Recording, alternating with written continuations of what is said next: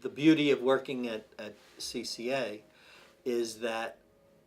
it's not policy in a vacuum, and not just academic change, but rather it is looking at the work that we do with our clients through direct service, seeing how our clients are experiencing trying to re-enter the community after being involved in the criminal justice system or being incarcerated, and what impact the barriers to that reintegration has on their lives. One piece of it is to advocate for policy changes to make our criminal justice system more responsive to community needs, more responsive to public safety, and really trying to address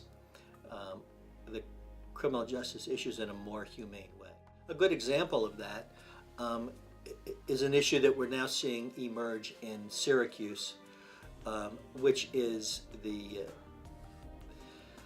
work that we're doing around the issue of ban the box, or what's called in Syracuse the Syracuse SAFE Act, which calls upon employers to remove the box on an employment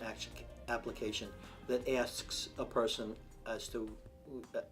whether or not they have a criminal history, and to check the box that they've been convicted of a felony or a misdemeanor or the like. As we prepared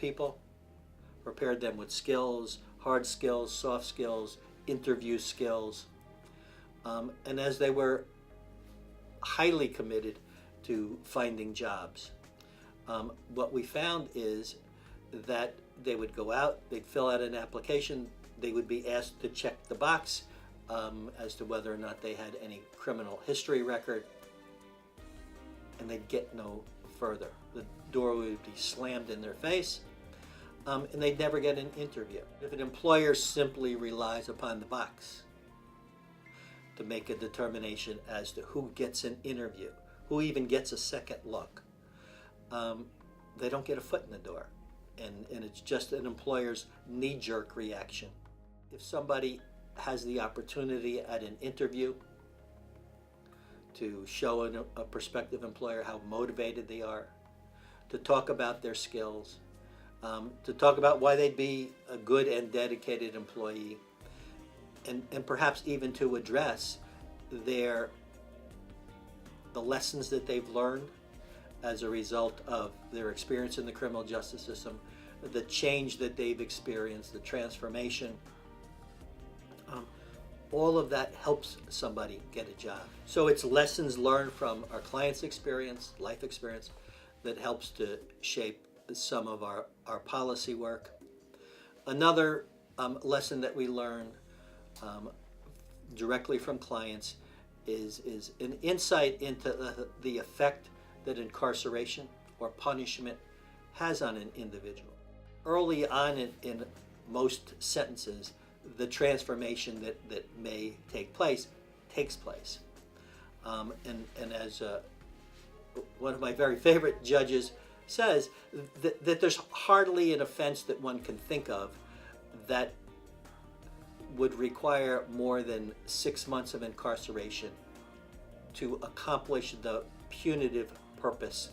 of a sentence. Now, there are other purposes, but primarily as a society, what we ought to be concerned with is rehabilitation and successful reintegration into society. So part of what we work on is trying to wean our culture from its penchant for punishment and move it more to a community-oriented and community-based sense of what will make a community safer.